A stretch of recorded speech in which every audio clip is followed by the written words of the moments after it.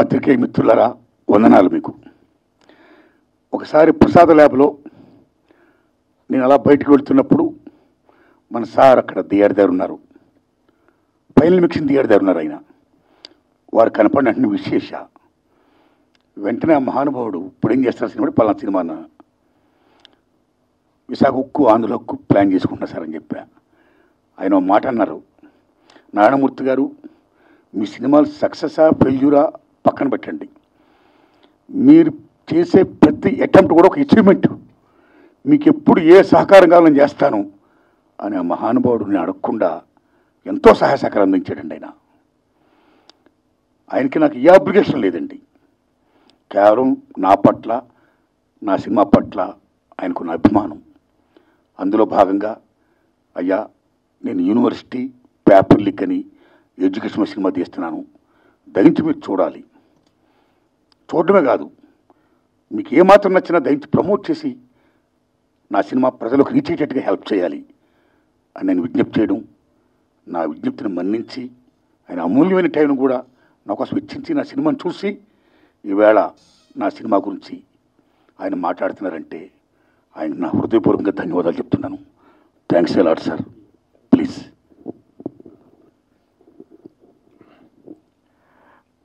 ఆయన ప్రేమతో చెప్తున్నారు కానీ యాక్చువల్గా ఆ రోజు నేను ఆయన కలిసినప్పుడు, అంటే ఎప్పటి నుంచో నేను భీమవరంలో సినిమాలో రాకముందు నుంచి, ఎందుకంటే ఆయనది 32 సినిమాల ప్రయాణం, అదేమి చిన్న ప్రయాణం కాదు. నేను ఎందుకు ఆ మాట చెప్పానంటే ఆయన సినిమా ఆడటం ఆడకపోవటం అనేది తీసి పక్కన పెట్టి ఆయన వన్ మ్యాన్ ఆర్మీ. ఆయన దాంట్లో రాజు ఆయనే, సైన్యాధిపతి ఆయనే, సైనికుడు ఆయనే, అన్నీ ఆయనే.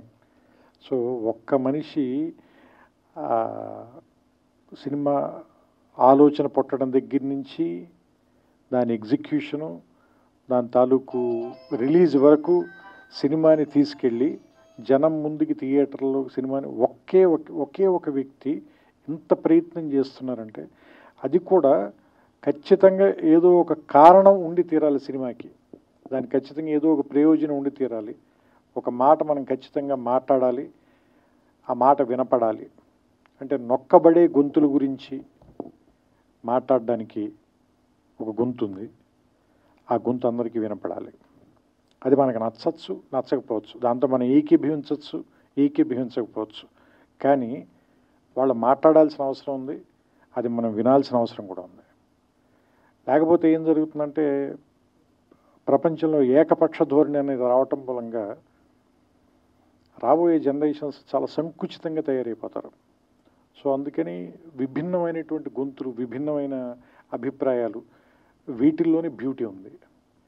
సో అలాంటి ఒక పార్శ్వం, అలాంటి ఒక అందం ఆర్ నారాయణమూర్తి గారి సొంతం. అది ఆయన తాలూకు శైలి, అది ప్రత్యేకం. ఇప్పుడు ఈ సినిమాకి వచ్చినప్పుడు కూడా నేను సినిమా ఎలా ఉంది అని ఒకే ఒక మాటలో చెప్పాలంటే, నేను 2.5 గంటల పాటు వచ్చి ఫస్ట్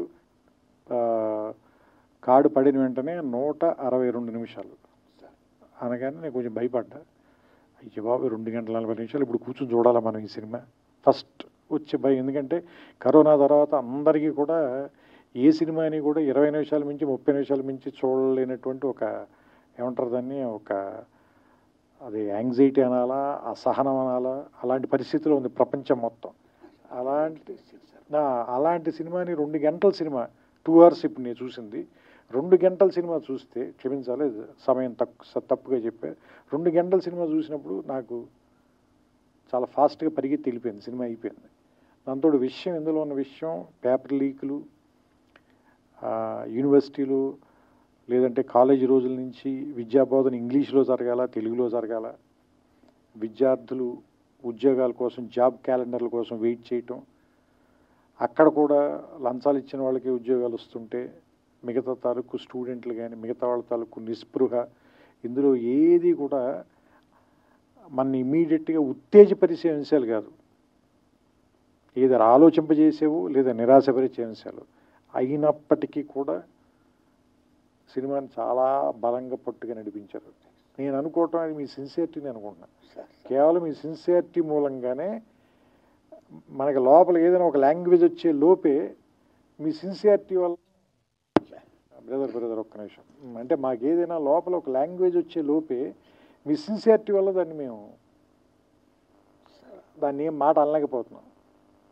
అంటే మిమ్మల్ని ఎందుకు గౌరవిస్తారు అంటే అందరం కూడా, మేమంతా కూడా ఎందుకు గౌరవిస్తాం, మేము కానీ పాత్రికేయులు కానీ మీడియా కానీ లేదంటే ప్రేక్షకులు కానీ ఎందుకు గౌరవిస్తారంటే మీ అభిప్రాయం నచ్చో నచ్చకో రెండు కాదు, మీరు అది చెప్పే తీరు, దాన్ని మీ అభిప్రాయాన్ని మీరు ముందుకు తీసుకెళ్ళటంలో మీకున్న నిబద్ధత, మీ సిన్సియారిటీ, దాన్ని మాత్రం ఎవ్వరు క్వశ్చన్ చేయలేరు. అది మాత్రం మీ సొంతం. అలాంటి వాటి కోసమే నేను ఇప్పుడు వచ్చి మీ పక్కన నుంచున్నాను. కేవలం ఏంటంటే మీ నిబద్ధత నచ్చే దానికి గౌరవం ఇచ్చే. ఎందుకంటే ఇంతలా రాజీ పడకుండా బతకటం అందరి వల్ల సాధ్యం కాదు, నా వల్ల కూడా. నేను చాలాసార్లు రాజీ పడ్డాను నేను. సో అందుకని ఏంటంటే ఇలా రాజీ పడకుండా బతకటం అందరి వల్ల అవ్వదు, కొంత జెలసీ కూడా ఉంది నాకు. అలా బతకడం అంత తేలిక కాదు. సో అందుకని ఆయన పక్కన నిలబడి ఆయన నా అమూల్యమైన సమయం అన్నారు, కానీ ఆయన తన సమయాన్ని వెచ్చిచ్చి నాకు సినిమా చూపించినందుకు, ఈ సినిమా గురించి నన్ను మాట్లాడమని నాకు అవకాశం కల్పించినందుకు నేను మనస్ఫూర్తిగా కృతజ్ఞతలు చెప్తున్నాను. ఈ సినిమా రేపు ఈ నెల ఆగస్టు 22వ తారీఖున రిలీజ్ అవుతుంది. దీన్ని థియేటర్లో చూడండి. ఇలాంటి సినిమాలు ఎందుకు బతకాలి అంటే ఆర్ నారాయణమూర్తి గారు మరిన్ని సినిమాలు ఇంకా తీయాలి. ఎందుకంటే అర్ధరాత్రి స్వతంత్రం నాకు తెలుసు, ఒరే రిక్షా నాకు తెలుసు, చాలా సూపర్ హిట్లు కొట్టారు మీరు. You're super star in your own way. So ఇప్పుడు కూడా చెప్తున్నా కదా, ఆ స్టార్ ప్రెజెన్స్ అయితే ఉంది. మీకు తెలుసో తెలీదో మేము ఒక సినిమాలో క్యారెక్టర్కి మిమ్మల్ని అనుకున్నాం, కానీ నాకు ఎవరు ఏం చెప్పారంటే ఆయన చేయరని చెప్పారు. ఎందుకంటే మీరు రెమ్యూనరేషన్ ఆఫర్ చేసైతే ఆర్ నారాయణమూర్తి గారిని కొనలేరు అన్న. సో అంటే మీరు చెబితే ఎందుకు జనం ఇలాంటి విషయాలు మీరు చెప్తేనే ఎందుకు వింటారు అంటే, మీరు దాని డబ్బుల కోసమో సక్సెస్ కోసమో చెప్పరు, నిజంగా దాన్ని ప్రజలకు తెలియజేయాలని చెప్తారు కాబట్టి దాన్ని చూడడానికి వస్తారు, దాన్ని గౌరవిస్తారు. ఇప్పుడు నేను కూడా 2 గంటల పాటు నేను ఎందుకు గౌరవించి చూసి ఇక్కడికి వచ్చి మాట్లాడుతున్నానంటే దానికోసమే. సో ఈ సినిమా ఆడాలి. మీరు ఖచ్చితంగా నెక్స్ట్ సినిమా ఇంకా చాలా ఏమంటారు దాన్ని, కొంచెం ఎక్కువ డబ్బులు ఖర్చు పెట్టి ఇంకా మంచి ప్రొడక్షన్ వాల్యూస్తో తీయటానికి అవకాశం కలిగేలాంటి డబ్బులు ఈ సినిమా మీకు ఇవ్వాలని, అలాంటి సక్సెస్ వస్తుందని నేను కోరుకుంటూ, ఎస్పెషల్ ఇందులో నాకు ఆ గద్దర్ గారి పాట కూడా బాగా నచ్చింది. అది గద్దర్ గారు రాశారు, మీరు చెప్పిన తర్వాత నాకు ఇంకా ఆనందం వేసింది, ఎందుకంటే నాకు ఇష్టమైన రచయిత ఆయన. సో ఆయన పాట చాలా బాగుంది ఆ పాట మాత్రం. సో నేను ఆ పాట మీరే పాడారేమో అనుకున్నాను, ఎందుకంటే వాయిస్ విని కొంచెం రాగా ఉంది వాయిస్ అయింది. సో అంటే ఆ పాత రికార్డింగ్ని వాడుకున్నట్టున్నారు మీరు, అందుకని that was a good song తాత ముత్తాతలు ఆ song. And I like the film అండి, నాకు నచ్చింది సినిమా. సో మీ అందరికి కూడా నచ్చుతుందని ఆశిస్తున్నాను. మరోసారి మా కోసం ఇంత రాత్రి సమయం వరకు వెయిట్ చేసిన పాత్రికేయులందరికీ కూడా నా కృతజ్ఞతలు చెప్పుకుంటూ నాకు అవకాశం ఇచ్చిన నారాయణమూర్తి గారికి మనస్ఫూర్తిగా నా అభినందనలు. అండ్ ఈ సినిమా సక్సెస్ అవ్వాలని నేను ఆకాంక్షిస్తూ ఆయనకి నా శుభాకాంక్షలు తెలియజేస్తాను.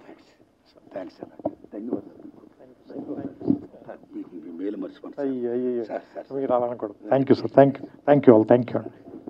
అండ్ ఇంకొకటి, ఈ సినిమాలో అయినా ఐ కాంట్ బ్రీత్ అని 1-2 సందర్భాల్లో చెప్పారు. అంటే ఎందుకు అంటే ఉక్కిరి బిక్కిరిగా ఉంది. ఎవరికి ఉక్కిరి బిక్కిరిగా ఉంది అంటే ఈ సినిమాలో చూస్తుంటే నాకు అనిపించింది, పిల్లల చదువుల కోసం, వాళ్ళ భవిష్యత్తు కోసం వీళ్ళ వర్తమానాన్ని తాకట్టు పెట్టిన తల్లిదండ్రులకి చాలా ఉక్కిరి బిక్కిరిగా ఉంది. దీని విష సంస్కృతి అనాలా, లేదంటే ఇది మనం దేని వెనకాల పరిగెడుతున్నాం,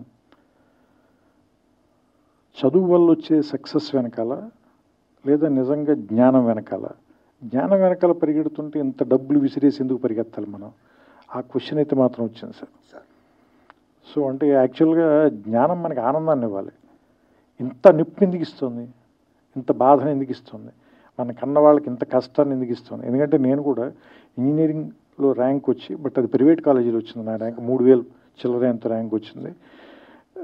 మా ఫాదర్కి మేము 4 పిల్లలం, ఆయన నేను చదివించలేను అన్నాడు.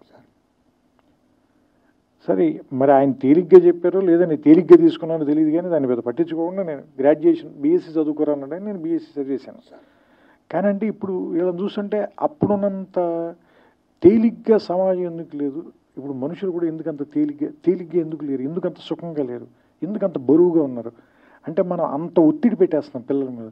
ఇందులో పెట్టారు చూసారా, నువ్వు అన్నం కలుపుకునే టైంలో పుస్తకం చదివితే బెటర్ కదా అని చెప్పి మదరు ముద్ద తిను, నువ్వు చదువుకో, అన్నం మాత్రం నేను కలిపి పెడతాను, అంత ఒత్తిడి ఎందుకు పెట్టేస్తున్నారు పిల్లల మీద. అంటే వాళ్ళ భవిష్యత్తు గురించి వీళ్ళు ఎందుకు ఎంత వీళ్ళ వర్తమానాన్ని తాకట్టు పెట్టేస్తున్నారు. ఆ పాయింట్ ఒకటి బాగా నచ్చింది నాకు ఈ సినిమా, అదొకటి చెప్పాలనిపించింది, అందుకని మళ్ళీ తీసుకున్నాను. Thank you. పాత్రికేయ మిత్రులారా, త్రివిక్రమ్ శ్రీనివాస్ గారు నా విజ్ఞప్తిని మన్నించి వారు రావడం, నా సినిమా చూడడమే కాదు ఆయన మెచ్చుకోవడం, చాలా మంచి సినిమా తీసుకున్న నారాయణమూర్తిని మళ్ళా అభినందించడం, ఇది కేవలం విద్యార్థులే కాదు, తల్లిదండ్రులు కాదు, ఉపాధ్యాయులు మొత్తం అందరూ కూడా చూడదగ్గ మంచి సినిమా తీసావని ఆయన ఇలా చెప్తుంటే నాకు చాలా ఆనందం ఉందండి. వారికి హృదయపూర్వకంగా ధన్యవాదాలు చెప్తున్నాను సార్. ఈ సినిమా ఈ నెల ఆగస్టు 22వ తారీఖుని రిలీజ్ చేస్తున్నానండి. ఓ ప్రేక్షక దేవుళ్ళరా మీరు చూడండి. నా చిత్రం ఏమాత్రం బాగున్నా సరే 10 మంది చెప్పండి, ఆదరించండి. నేను ఇంకా ఇలా చిత్రాలు తీయడానికి నాకు శక్తిని ప్రసాదించండి. వందనాలు మీకు. Thanks a lot.